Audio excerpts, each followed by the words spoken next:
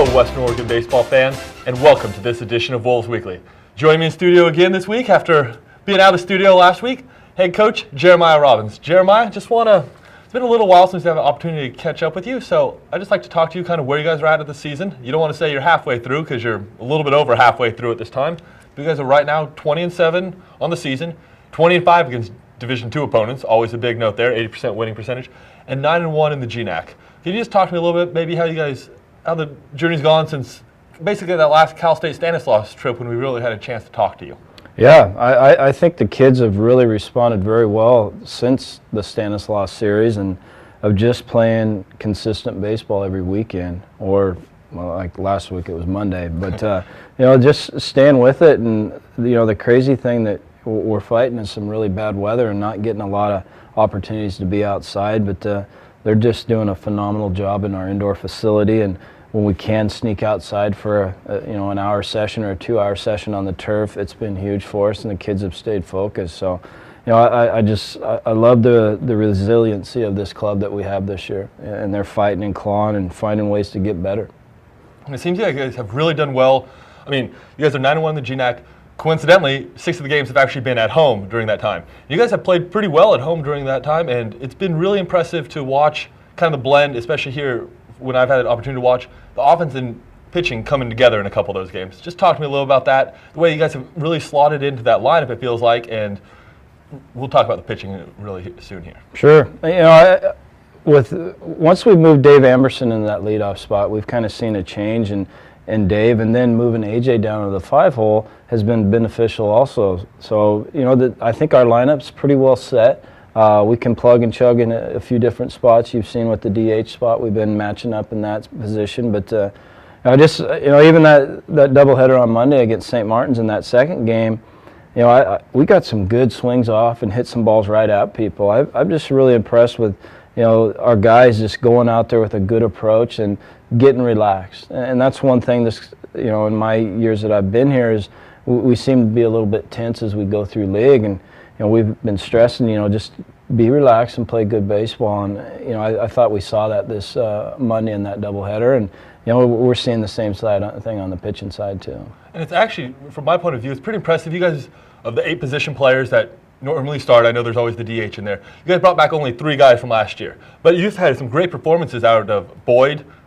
Griff Boyd's hitting .363 on the season in your 7-8 hole most of the time. That's pretty impressive to be able to turn the lineup back over. As you mentioned, AJ Royal dropping down that 5th spot has showed a lot of power, incredible defense. Bo Kinga, 35 RBIs, leads the conference. Talk about those guys and then we'll talk about the newcomers and the way you guys have really been able to blend together. Yeah, we knew with those 3 coming back and that they would be some mainstays for us in our lineup. Bo, the big thing that I've been excited about Bo with is playing defense. He was mainly a DH last year, and he's came in and did everything that we could ask of him over there at first base. He's done a very nice job, and that allows us to get another bat in the lineup in our DH spot. So, having him doing what he's doing, he started out off a little bit slow this year, and he's finally getting in a groove, so to speak, with his swing and where his head's at. And that's the big key with all 3 of those guys and, the other guys that we play in our lineup is to have a clean head. And that's when we talk about the pressure part of the game, of taking off the pressure and just getting in there and doing what you know how to do. And, Griff Boyd, he's been really good for us offensively and defensively. And then obviously AJ, what he can do for us in the outfield, he's a game changer in center field for us.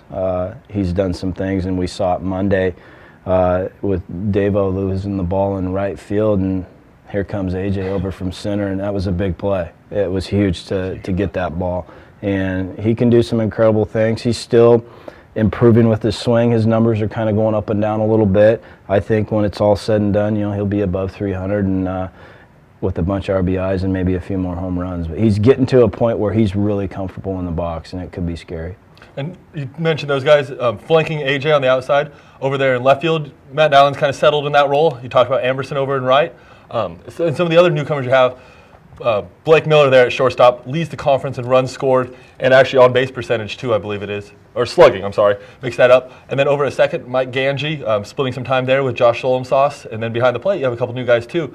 And even if we talk about these guys, bats can go on and on. But as you mentioned right there, it's really, to me, maybe one of the best defensive teams I've seen, at least during my four-year run here. It's been pretty impressive, the amount of balls those guys actually get to.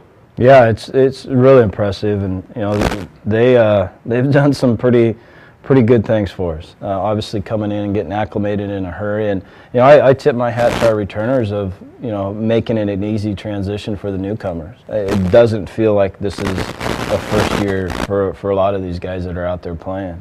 They've been welcomed in, and the chemistry is very good that has allowed them to come in and be comfortable and make a home here. Their defense has been very, very good. We talked on Monday about our pitchers. There's a reason why some of those ERAs are really low. We play very good defense behind them. Our pitchers know they can pitch the contact, and they're going to have a guy there supporting them. So I've been very excited about our defense. We'll shift over to those pitchers right there. I think at this time of the season, we have to talk about Grady Wood a little bit. It's really him leading the staff is the biggest part about it. But right now, Grady Wood, the returning GNAC pitcher of the year from last year, 7-0 on the season. He's actually won 15 straight starts dating back to last year with a 1.21 ERA, but leads the league in strikeouts and stuff like that. But to me, it's really just the movement he has on those pitches and the way that he really just keeps that defense on their toes. The ball just, you guys have that turf field, you guys must be wearing a hole out right in front of home plate, it feels like, because that ball is on the ground feels like 5 feet off the bat every single time.